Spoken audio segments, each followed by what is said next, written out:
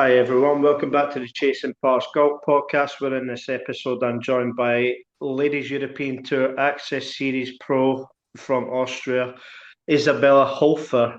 Isabella, I believe you're back home now in Austria. Is that right? And so first of all, how has the preparation been for this season to come in 2026 ahead of, I believe it's Morocco, the first event on the schedule? Yeah, so the first event is in Morocco in April. I played Q School in December and have kind of taken then a month off, like just working on my fitness. But now for the past 2 weeks, I started to get back into practice. I like do my indoor putting practice, still continue to go to the gym. The past weeks, it's been pretty cold at home, where you could maybe only be outside for half an hour to an hour and hit a bucket of balls on the range. But like today was nicer, so I hope it's starting to get warmer. The golf course, the 10 holes, they opened, or 10 holes from the golf course opened a few days ago. So it'll be easier for me to now start to practice again at home. Yeah, just mentioning the cold weather right there. I mean, I'm used to that. So obviously being Scottish, I think we're all used to that. So like in terms of the weather right now, sorry, I'm kind of going off topic, but it's raining quite heavy. So yeah, Oh no. that's what I'm used to in this country. So in terms, so you mentioned your putting there. You're kind of working on your putting quite a bit. Like I was kind of saying off there just briefly to you that maybe it's not really a weakness as such, but definitely in terms of something going forward, would you say that's maybe something that has maybe held you back a little bit? Yeah, definitely. Putting is where like I have the most potential to improve. For example, last season, my best finish on Let Access was a third place in Ireland. And like for that period of time, my long game was very consistent and good, but especially in Ireland during that tournament, my putting was extremely good, which also helped me shoot obviously a lot of birdies. So yeah, putting is very important. Yeah, yeah, 100% definitely have to agree on that one. So in terms of the new season coming then, no, actually, sorry, we're going to 2025 before we go into 2026. So 2025, I believe, was your kind of first full season as a professional, is that right? Yeah. How would you kind of assess your year in general on the LETAS tour? Um, did you find that it was a little bit harder than what you thought it might be? I would say I got off to like a rough start. Like I'm the first three tournaments, I missed the cut. Then the fourth tournament was in Austria on my home course, and there I got a top 10 placement. So that kind of gave me more confidence. And I feel like since that tournament in Austria, then my season started going and I started making cuts consistently. And then I had that third place finish in Ireland. So actually, overall, I was pretty happy with how the season then went on. And I think I was either 35th or 36th in the order of merit at the end of the season, which made me get my full LET access card for this year. So that was pretty good. And I just missed qualifying for the final stage of Q school by like one spot in the order of merit, which was a bummer, but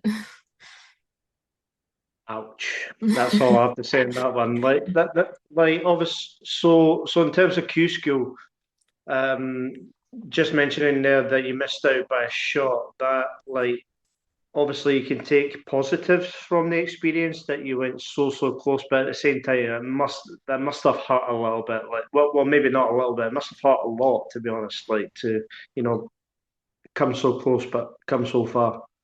Yeah, I think it was also like 8 points in the order of merit that I was missing to the girl in front of me. But on the other hand, I thought, okay, because our last tournament last year in on that access was like mid of October. And Q school starts in mid-December. So there's like 2 months where you don't play any competitive golf. So I thought, okay, maybe like playing the pre-qualifier helps you get in back into tournament mode, but obviously you automatically want to qualify for final stage.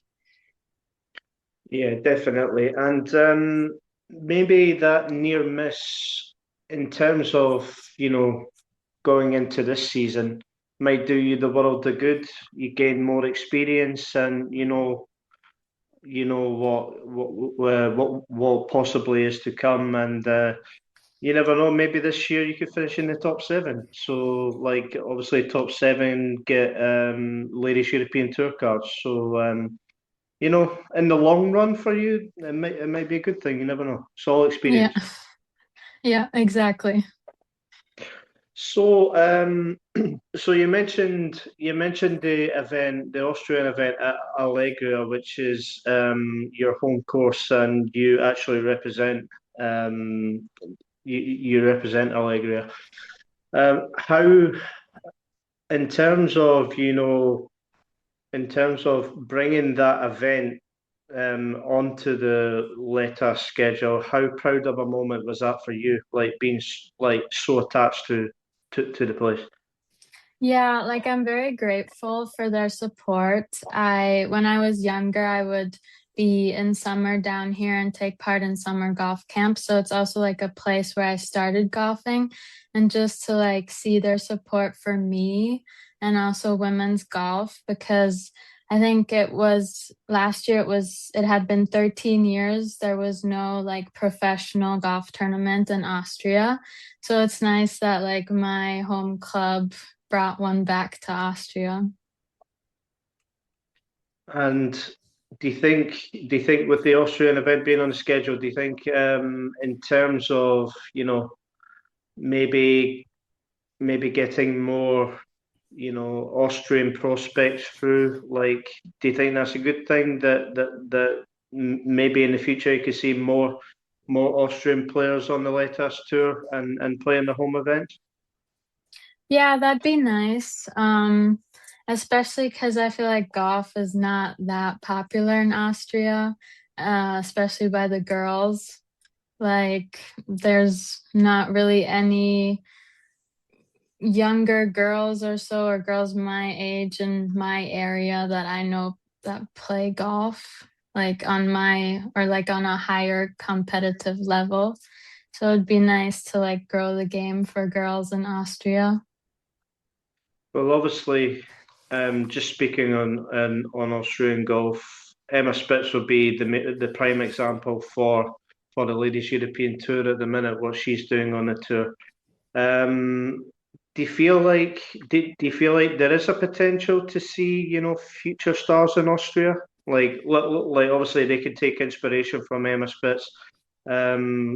Christine, what was it? Christine Wolf as well back in the day as well. Yeah, yeah. Yes. So from like the likes of Emma and Christine, they can take inspiration knowing that it is possible, and then obviously yourself as well. Yeah, I think so. And there's also like some Austrian girls on college teams that are gonna be done soon. So we'll see. Yeah, I mean, I think for you as well, it's always good to have, like a fellow countrywoman on tour you can, hang about with, chill with, like on and off the golf course, and that must be a nice feeling knowing that, like, if someone was to, I'm not 100%, I'm not 100% saying that it will happen, but like it must be nice. Yeah. But yeah, we can all hope, I guess. So, so yeah, sorry. So, 2025. So you managed to have four top 25 finishes last year on the LETAS schedule, as you said previously, a third at the Women's Irish Challenge, but three other top 25 finishes. So, if you had to describe your season in, say, three word, no, actually, sorry, in one word, actually, how would you describe it? Um, Progression. That's a good word. That's a good word. Yeah, because Like, I feel obviously, like I didn't start off that great, but then I always progressed and got better and actually finished the season decent. So yeah. so yeah, like you mentioned, you started the season off maybe not to the standards that you were expecting, but like even through the tough start to the season, was there plenty of excitement that things could um, things could towards like the middle towards the end of the season get better, and obviously that gives you confidence and it makes you believe that you can belong at this level. Yeah, it definitely then helped like after the Austrian tournaments and then where I like consistently was making cuts, like that boosted my confidence. Yeah. And in terms of the third, the Women's Irish Challenge, you said there that your putter was one of the main factors why it was such a good week. Um, but in terms of Ireland in general, how much did you enjoy that week, and how much did you enjoy Ireland as a country? I love the week. I always enjoy coming back to Ireland. I feel like I always have good memories. Because Ireland, when I was 14 years old, I won my first international golf tournament and it was the Irish Ladies Open. So it's kind of like good vibes going back to Ireland. Yeah, and is there anything in particular about Ireland that you like? I don't know, maybe it's the food, maybe it's the way of life, maybe it's the occasional drink. I don't know, but I have to say, like, it's amazing how many golf courses they have and how all the people are so into golf and play golf, and they're all very kind and friendly. So it's just nice being there. yeah. So having that top five finish, I take it in terms of confidence level that you felt like towards the end of the season that it's going to be a good finish. Yeah, definitely. Because I think that third place finish, like, before that, I was in top 60 of or in the order of merit, I think. Yeah. But like that third place finish boosted me higher up. So then I was realizing, oh, I might have a chance to qualify for final stage. So I kind of wanted to keep it going. Yeah.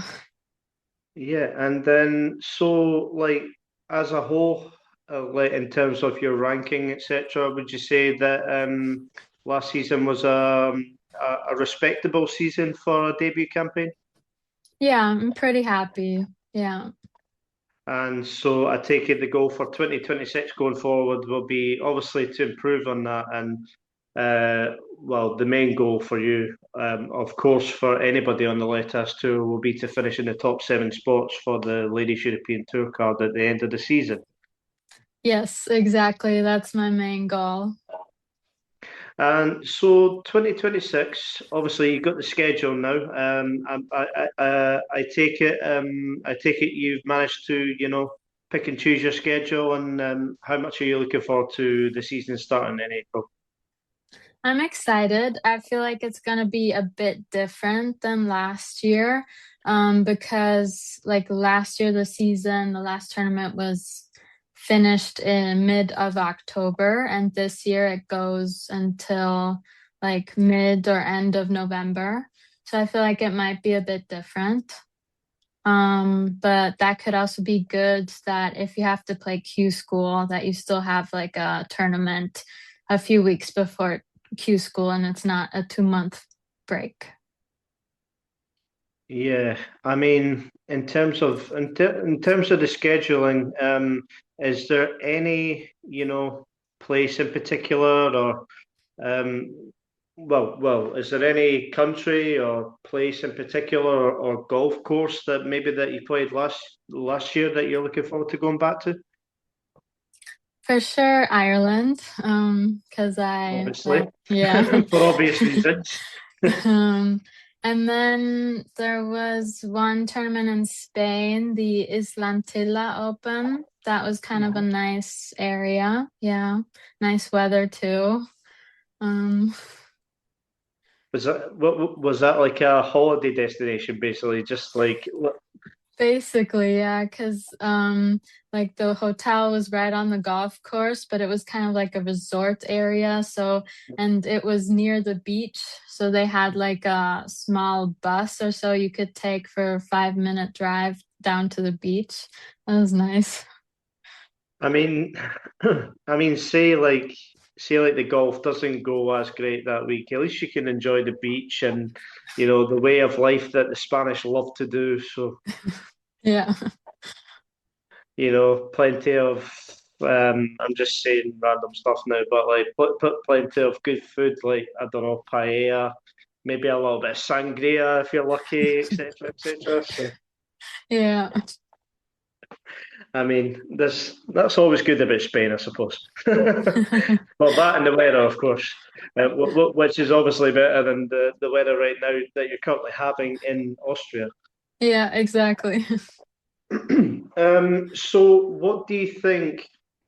What do you think in terms of this year?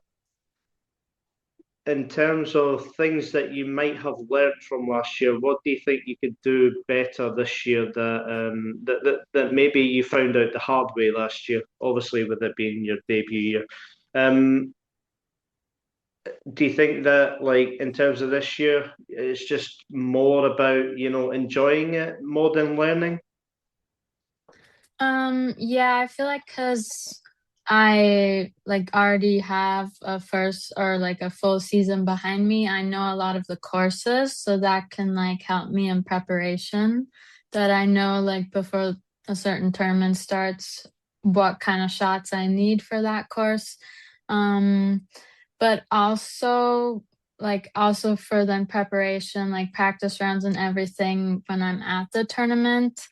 I noticed like some tournaments have like 2 practice days, others 3. And I felt like after experiencing some that had 3 practice days, I feel like on those I maybe have to tone down a bit, like not play holes every day because then it's like the first tournament day comes and it's like I already feel like I'm there for a week. Yeah, and so like as we said, the season starts in April. So how vital is it for you, to get everything everything prepared to the way you want to in terms of, the gym work, the diet, working on stuff that i.e. the putting, like that maybe you're wanting to get a little bit better. Um is that is that the most vital part for you about the pre-season? Just trying to get everything like in order ahead of what is a busy season.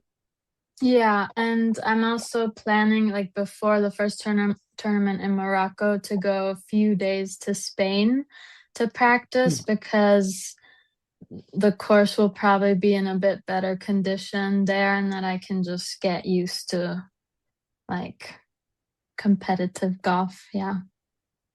I mean, it must be better the sound of that compared to playing on the indoor mats and all that stuff in the cold weather. So Yeah. I mean, majority of Europe at this time of the year, oh, it's far too cold. Definitely far too cold. So before we dive into your journey, I believe you've just come back from Athens. So how was Athens? Was that your first time going, and how did you enjoy your little vacation there? Yeah, it was my first time in Athens, Greece. I lived for 4 years in Athens, Georgia, so I really wanted to go like see the real Athens. It was really nice. Like there was sunshine, almost 20 degrees Celsius, so great weather. And I did a lot of walking. Yes, so is it fair to say that, the whole trip to Greece has tired you out a little bit in terms of the walking?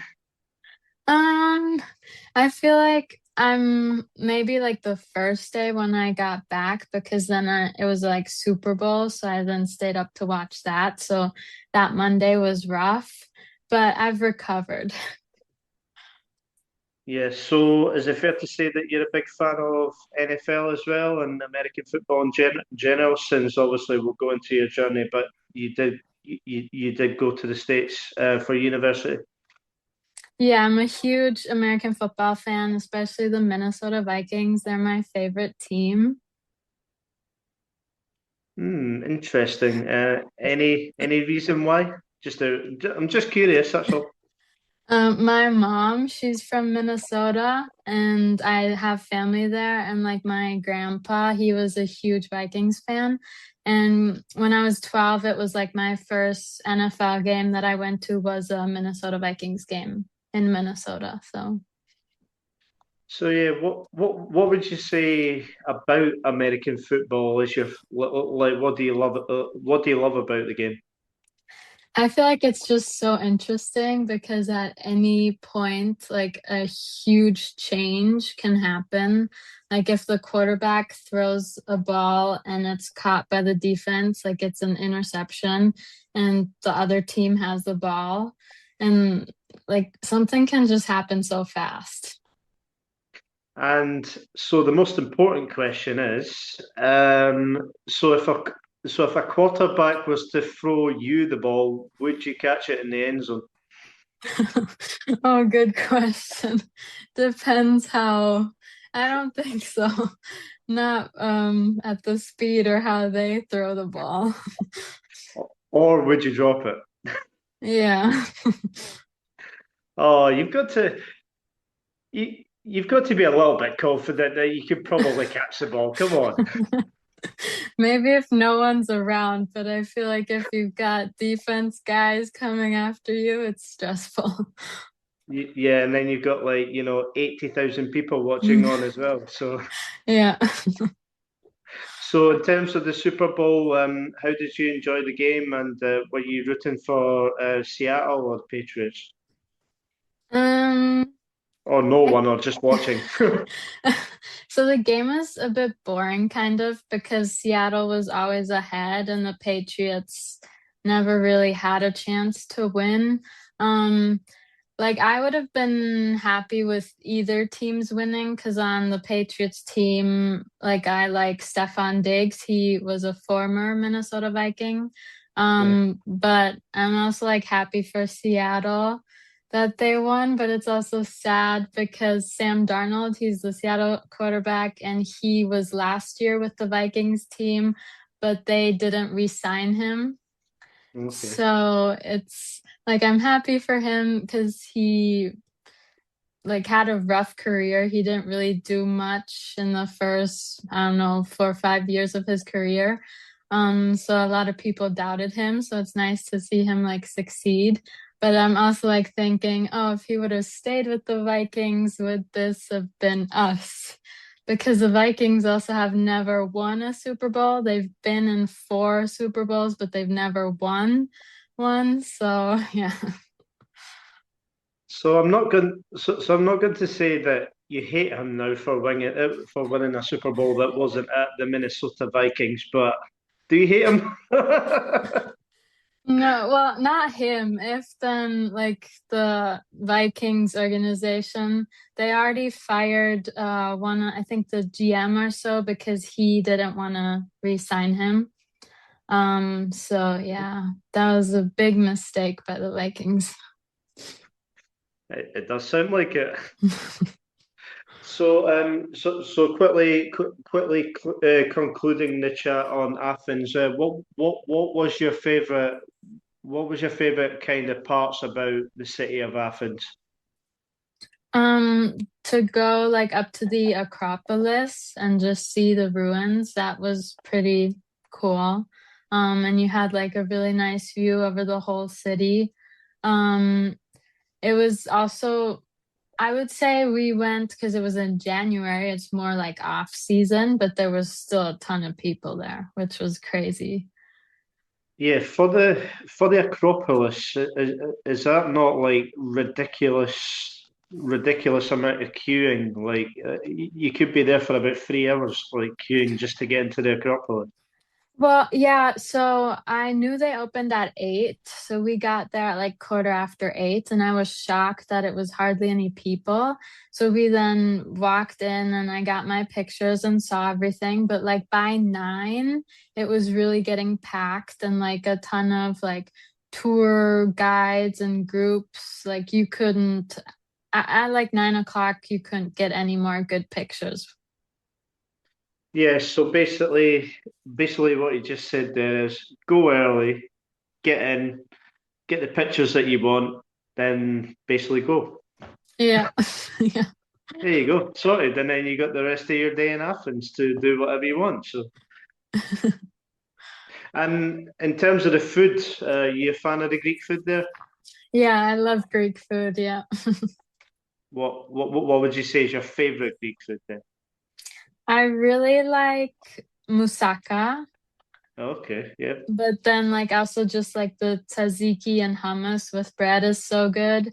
And we also had it was like fried zucchini Mhm. with like a feta sauce that was also really good.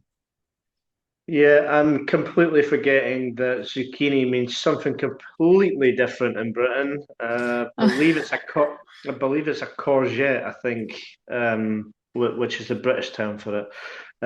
But yeah, that's some of the difficulties, with what the Americans say, and then it means completely different to what it does in like the UK and stuff like that. So.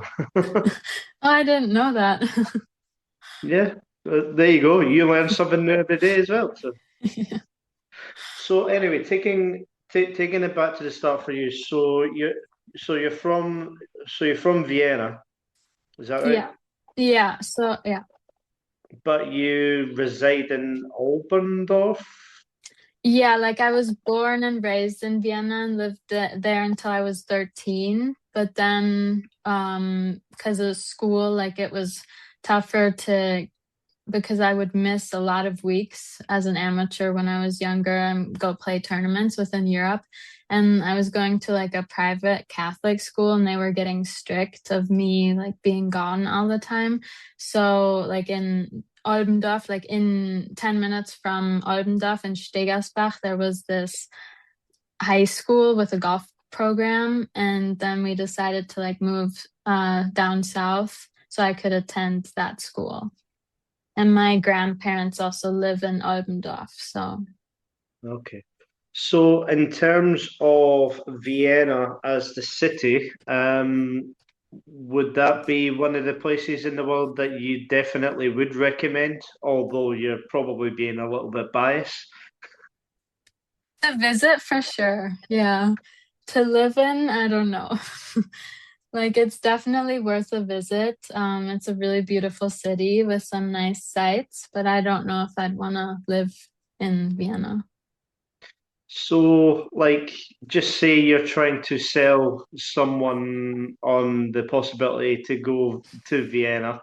So, anybody that wants to go traveling to Vienna, like, here's Isabella's tips on what to do. No, I'm kidding.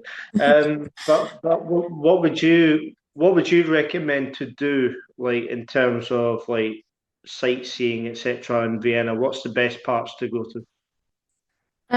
Definitely like Schloss Belvedere, so Belvedere Palace or the Schönbrunn Palace, Stephansdom, which is like in the first district.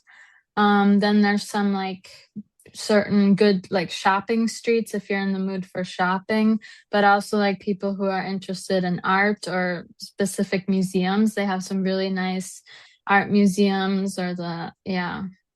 So there's a lot to do. And it's really easy to get around with public transportation.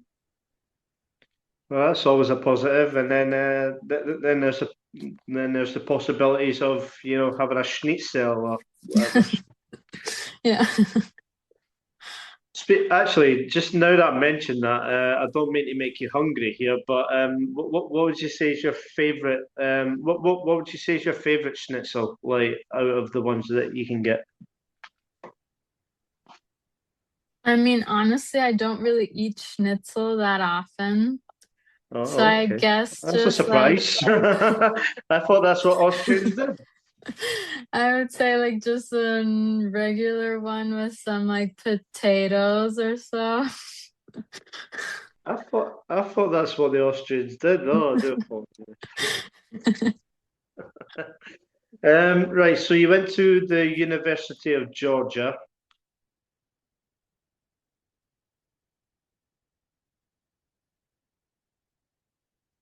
Hmm.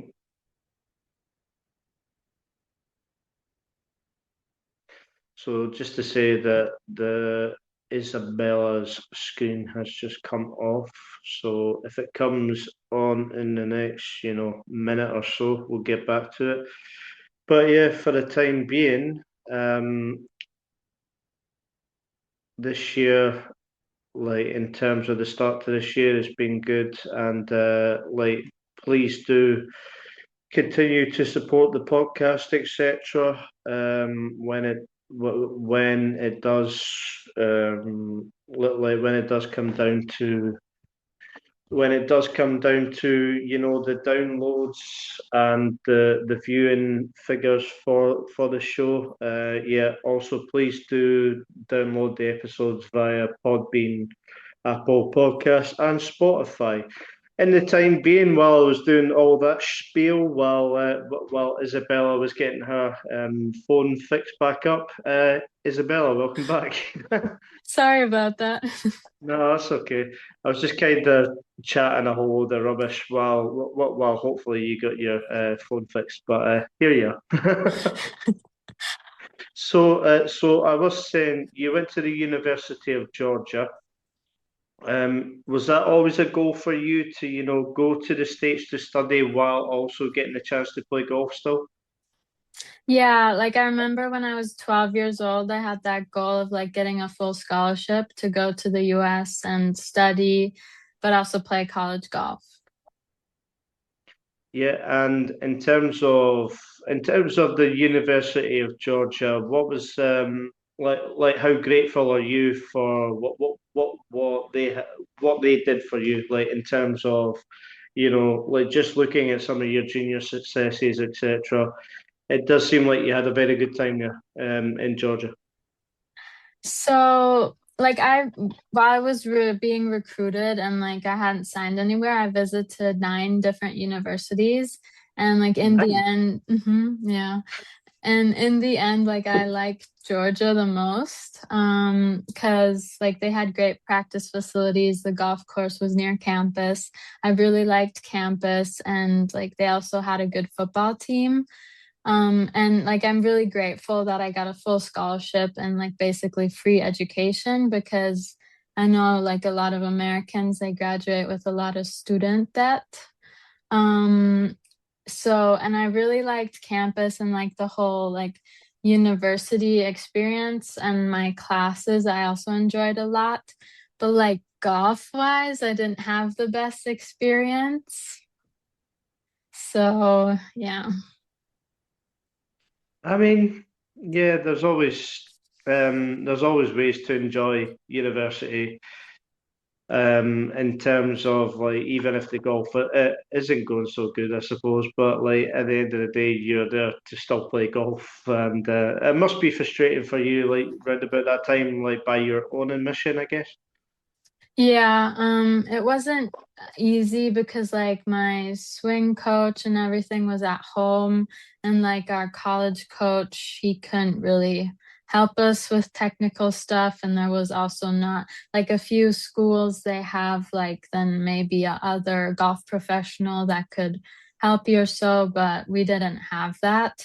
And then it was tough to like always just communicate with my swing coach back home over like videos. So it wasn't easy. Yeah, and so just going back on some of your junior highlights. So at 13 years old, you won the 2014 Austrian Matchplay. You're gonna laugh at this. I'm gonna attempt it, for God's sake. This is going to be so far off, by the way. So, like, this is for your own enjoyment, by the way. Salt, Salzkammergut. That was pretty good. Yeah. Is that close or? Yeah, very close. Salzkammergut. Okay, so winning at Salzkammergut, as a 13-year-old, like even back then, did that take you by surprise that you managed to win at such an early age? Um, Maybe, yeah, because I remember like, because it was match play that some of the girls were like older, obviously. Um, I don't have that many memories back to it, but I'm sure because I just was younger that I also just had no expectations and I was just trying to have fun. Yeah, no, definitely. But winning at 13 years old, yeah, not fair play. Fair play, well done. So also 2015, as you kind of alluded to earlier, so was your Irish ladies amateur open win at 14 years old as well. So like even at 14 years old, to win two very good, junior tournaments. You must be like, I can win every tournament by then. Yeah, I mean that tournament was pretty special because I remember we had to do a playoff, like me and the other Irish girl, and I think it was on hole 10, which was like a longer par four, and there were like there were crowds of people surrounding the hole, obviously cheering for the Irish girl. But like I ended up, I think, sinking like a 2 meter par putt and to win. So that was kind of cool. What did you celebrate? Did you celebrate in front of fans? No.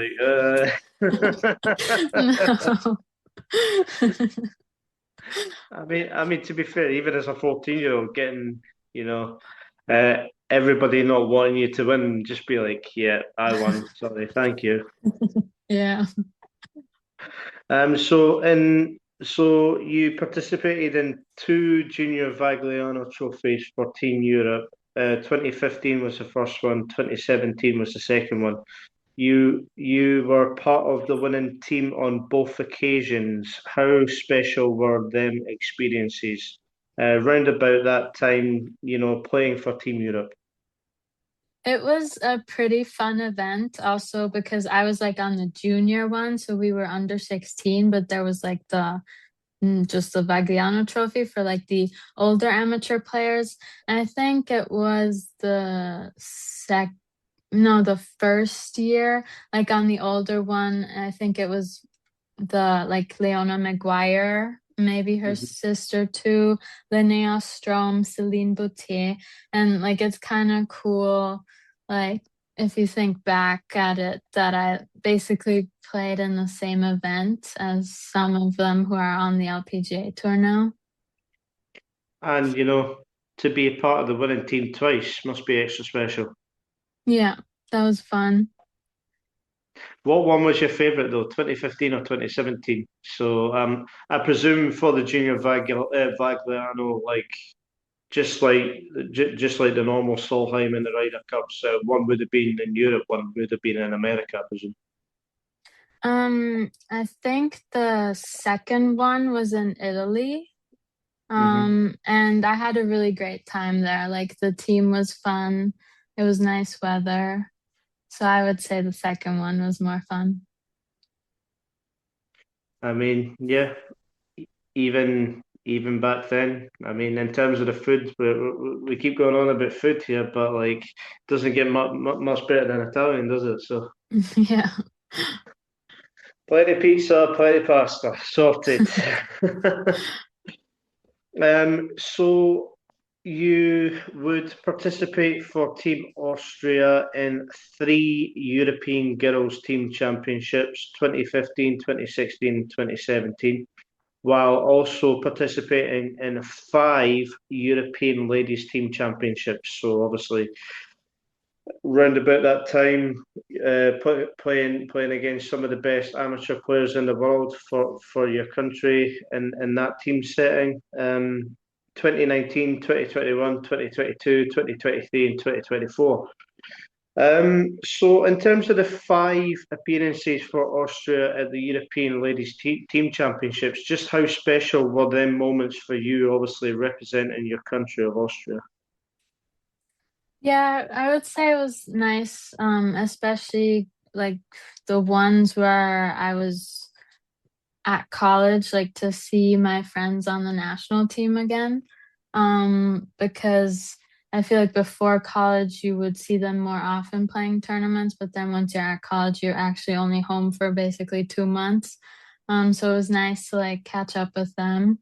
Yeah, I mean those that week was also pretty exhausting. I think my last one was in Madrid. It was really hot there. So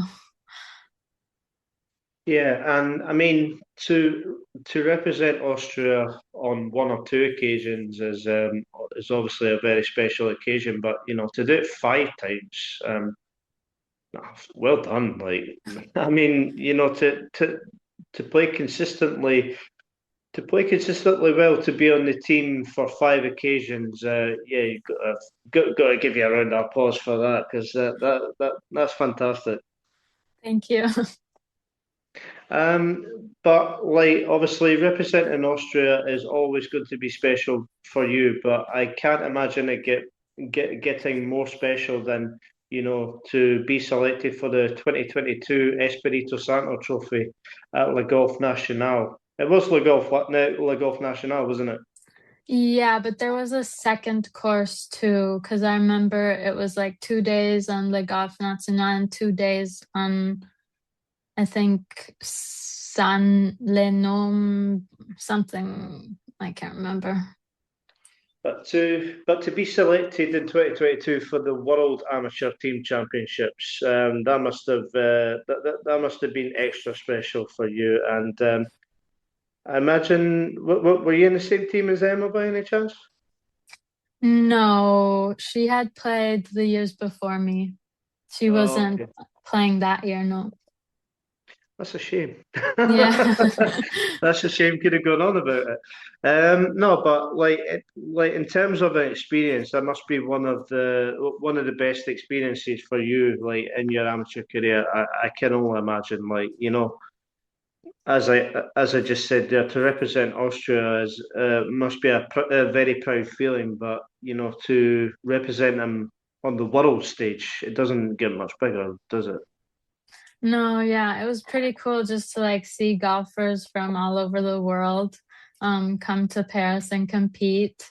I think like the one practice round we played behind like Team USA. So it was pretty cool, yeah.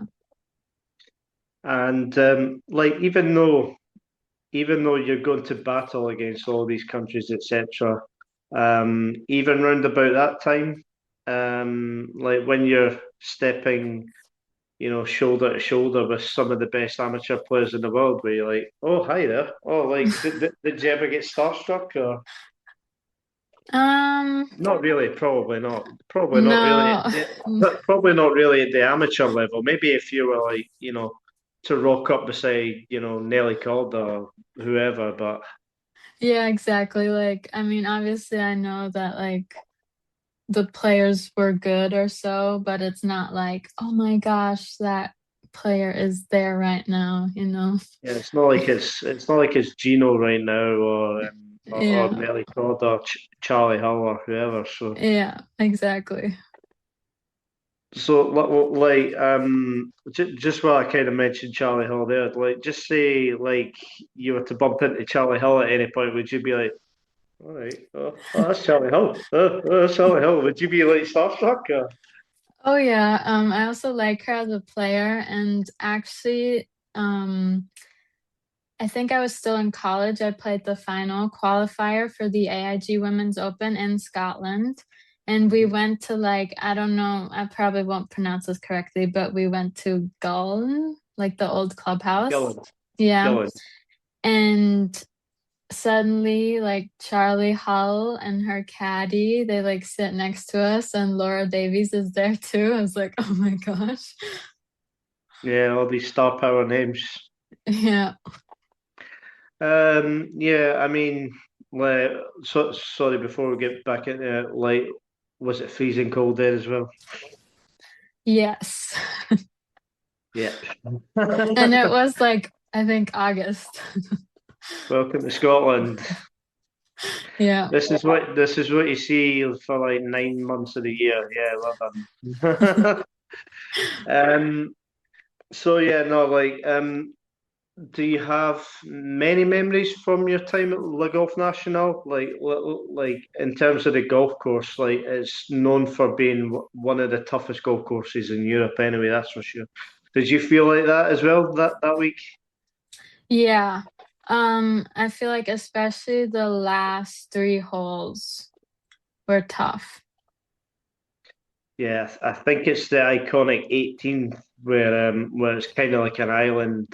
It's Yeah. like an island green as well, and it always looks like a daunting second shot. Yeah.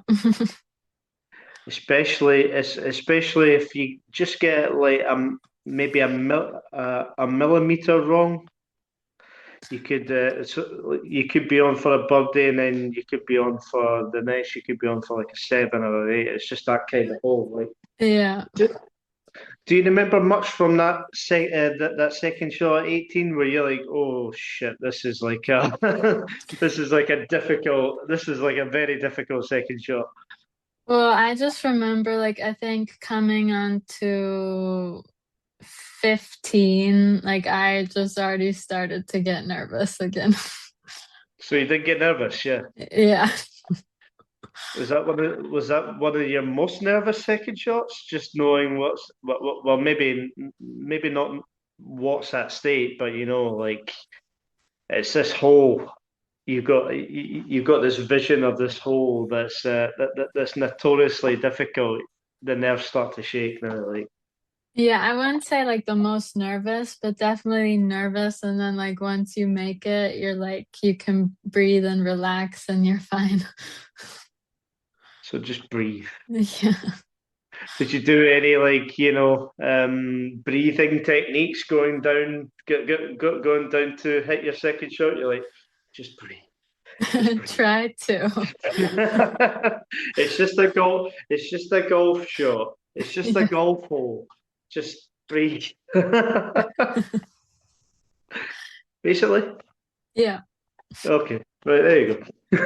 That's all I wanted to know. Right. So, also in 2024, you received the Marilyn Vincent Award. Is that right? Yeah. So what does what in terms of that award in general, like what does that award get like awarded for? Like if you know what I mean. So, yeah, so it was from the University of Georgia, and it was the the highest grade point GPA, grade point average. Graduating senior got that. So I was like the senior with the highest GPA graduating. Oh, nice. So intelligent as well as a good golfer then. Yeah. Right, so some of your other junior achievements I've kind of glossed over, so I do apologise. But you won the English Women's Amateur Strokeplay Championships in 2018. Would you say that was biggest junior win? Probably. I just remember because the week prior it was the British girls where I finished second. And then like the British girls, because it's 2 days stroke play and then match play, that was very tiring. So I flew immediately from Northern Ireland to England.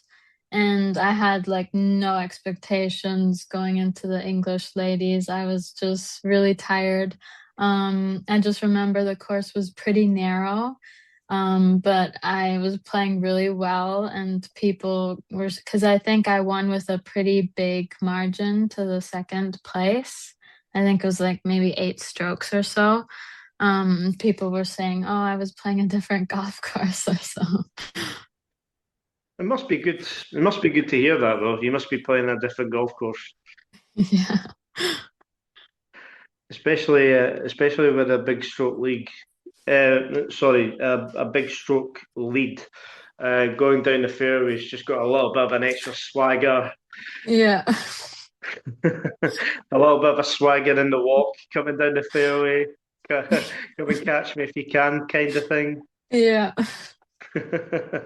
Um, so would you say as a golfer, like when there is weeks where you don't think there's any real expectations, do you think that's maybe weeks that you could be dangerous? Yeah. I think I have to like go into more like tournaments with no expectations and just like be committed and like do what I know I can do, but like don't think about the outcomes as much. Yeah, because if there's less expectations, then I'm not saying maybe that you don't care as much, but like in terms of, going to the golf course, you're not really expecting to do that well, and then all of a sudden you're like, you shoot like 6, 7 under, and then you're like, oh, where'd that come from? Yeah, yeah. And And like just like expecting to play well also adds pressure. Um, yeah. yeah, I mean, it's a crazy life of a golfer, isn't it? Like one week you're not playing well, and then the next week you're like, you got like a 5 shot lead. Yeah, it's a crazy sport. So you alluded to there at the R&A Girls Amateur Championships that you finished runner up in 2018. You also finished runner up in 2017. So or was it 2019? I can't remember. It was one either side as well. Um, but to finish one of the most prestigious amateur events on the calendar, to finish runner up back to back, I mean, that must have been very satisfying for you. Yeah, it was. It was like a fun week, but also exhausting because especially then coming to the match play phase, if you won like your morning round, you had to go play an afternoon round. Yeah. And because it's under 18, there was like no caddies allowed, so like I had to pull my trolley myself. How was that? I think the second one was in Scotland at Panmure. That was fine because the course was pretty flat. But like the first time in 2018 at Ardglass, the course was mostly flat, but there were a few hills. Just not a fan of the course then, with a electric trolley buggy. I mean, I have to say, like, Ardglass was a really beautiful course because it's like there were some holes that were on the cliff or so. Like, if you would go a few meters more left, you'd be gone. Yeah, I mean, sounds fun, definitely. You would also finish third at the VP Bank Ladies Open in 2019, on an invite start on the Ladies European Tour Access Series. Um, I, I take it, obviously, you were grateful for that opportunity, and that kind of goes in with the maybe not too much expectation that you were able to you were able to finish third that week at the VP Bank. Yeah, that was my first, like as an amateur, the first professional tournament that I competed in. So it was like a good experience. I also like to get to play a LET Access tournament as an amateur. And like even playing that event as an amateur, like in terms of like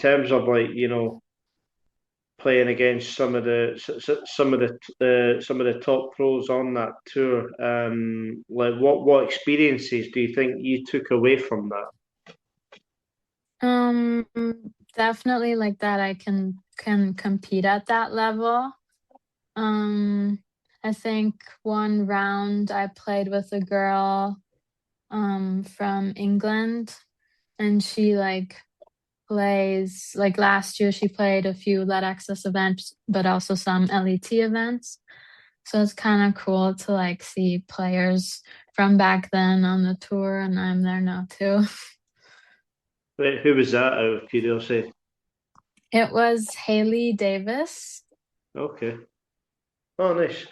Yeah, I mean, like speaking about the LETAS tour, like, like I imagine you played with quite a lot of the players that are on that tour right now. It must be good, and it must be nice for you to sometimes just reminisce of the amateur days, and competing at the highest level in the amateur days, just to take your mind off of the stresses of professional golf sometimes. Yeah, and it's kind of cool to see like players who like I grew up playing amateur tournaments with are now like playing on the LET and stuff like that. Yeah. And in terms of like some of your friends on tour, did you make quite a lot of friends last year? A few. I definitely like got to know a lot of more players, yeah. And in terms of this year, get a few more. A Yeah, few we'll more. see. Yeah. I mean, like all joking about like the golf aside, and that like maybe sometimes that anything other than golf is probably more fun. But like in terms of hanging out with some new people, etc. Obviously, it must be nice to just do stuff outside of the golf course. Yeah, I mean, I would say I also like to have like my own times and when I'm done with the round or so. But it's definitely nice also to like know some faces when you're like competing or when you arrive at the course and you know people there. Yeah, and like in terms of yeah, like in terms of chilling outside of the golf course, what would you say? What would you say are your favorite things to do when you do, get a little bit of break time? Apart Um, apart from apart from the gym, because we've established that, but so you mean like when I'm at a tournament or just like off just of? like just Mhm. completely shut off, just Okay. completely shut off from golf, and we'll take the gym out of this because I established you love to go to the gym, etc. But like any other things that you really love to do, like in your spare time, which I I know, which I know for a professional golfer is not very often. So Yeah, I love to travel. And I also like creating content for social media, like especially videography and obviously watching American football. yeah, American, you had to slide American football in there, didn't you? Nah, that's fair enough. Right, so we'll just finish it off with quite a few questions. So this is just basically get to know Isabella Holpfer as a person and as a player. So like so. you mentioned there that you love to travel. Where would you say is your favorite travel destination? Oh, that's a tough one. Um, I would say at the moment, Greece. Like last year, I was in Zakynthos on the island. That was Mhm. beautiful. But I definitely want to go someday to Australia or Hawaii. I mean, yeah, I think basically that's the most common answer in terms of dream travel destinations, probably Australia. Yeah. You know, to see some koalas, kangaroos, but also the stuff that wants to eat you as well. Like it's a good mix. What would you say is your proudest moment so far in your career? Like it could be the junior, it could be the amateur, it could be the pro. I would say getting my invitation for the Augusta National Women's Amateur. That was pretty awesome. And did you get to play on the actual Augusta course, or was it, or did you just miss out? Because I know, like, you play like a few rounds on the kind of sister course that is beside it as well. Yeah, so like the first two rounds you play at Champions Retreat, but then everyone gets to play the practice round at Augusta National. I wasn't in the top 30 to play the third round at Augusta National, but like I got to play the practice round, which was pretty special. And like with Georgia, we also got to go and play Augusta National once a year. So that was amazing too. So for like even just speaking about a practice round there at Augusta, what's that feeling like knowing that obviously you've made it to Augusta National? Like it's what every golfer dreams of, really, isn't it? Yeah, it is. And even though it was like just a practice round, I was still a bit like nervous.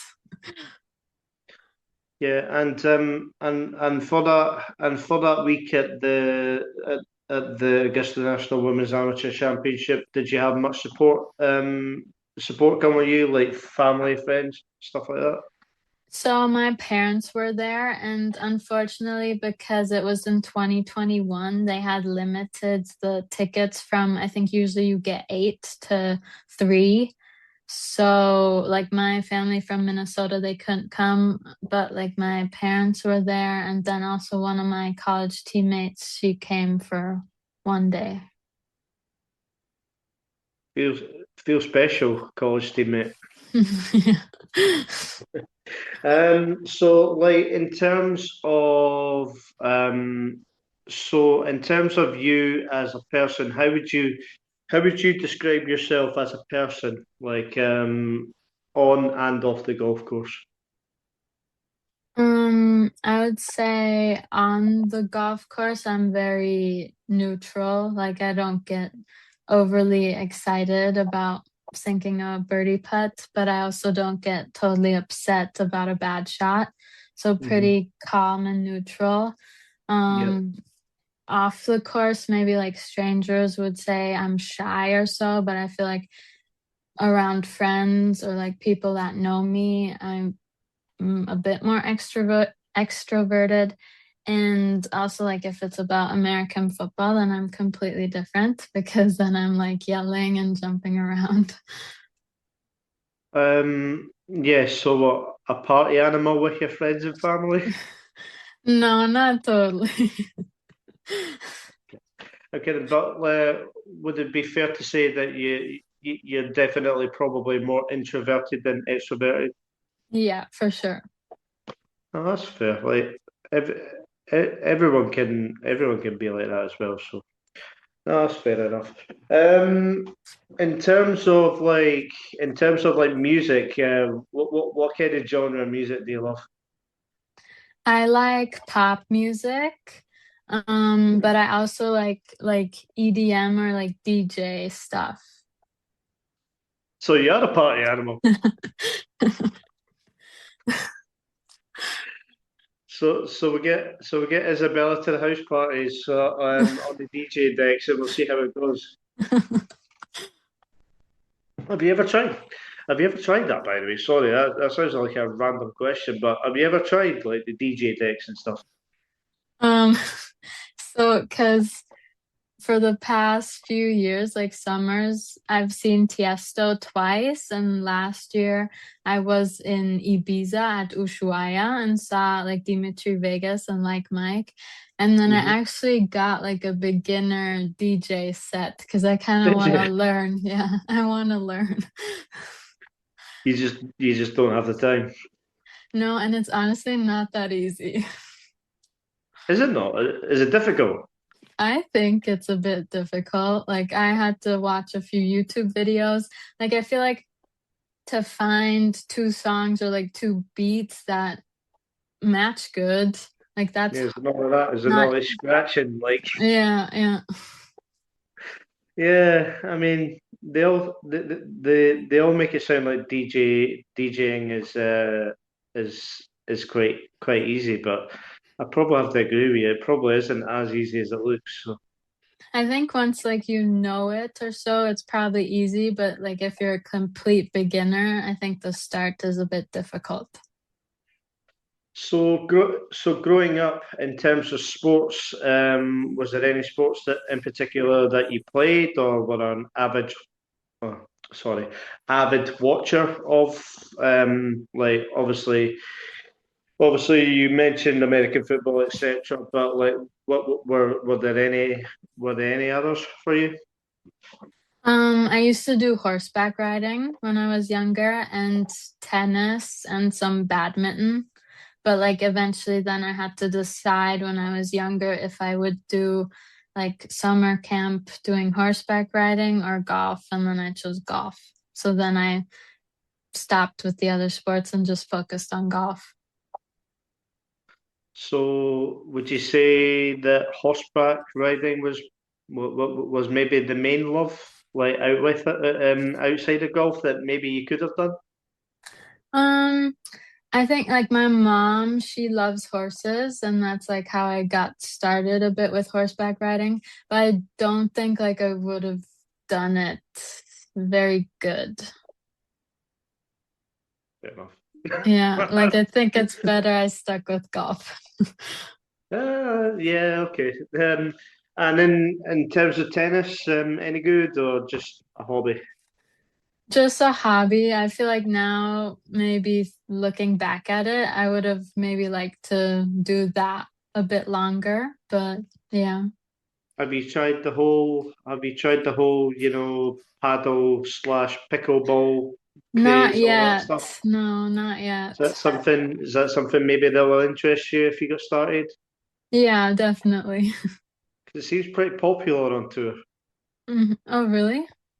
Yeah, like in terms of like the ladies European tour, etc. And you see quite a lot of people do like the paddle the paddle stuff. It seems quite popular. I'm like, it seems like everybody's doing it. Yeah, yeah. And yeah, in terms of watching sports, apart from American football, what was there any others? Skiing. Obviously, you got well, obviously you're Austrian, you have to say that, didn't you? So Yeah. that's the obvious answer. So I'll try and think of one more. So who would you say, in terms of golfing wise, who would you say is your biggest idol growing up, if you had any sporting idols at all? Mm, growing growing up when I was younger, I remember I really liked like Ricky Fowler.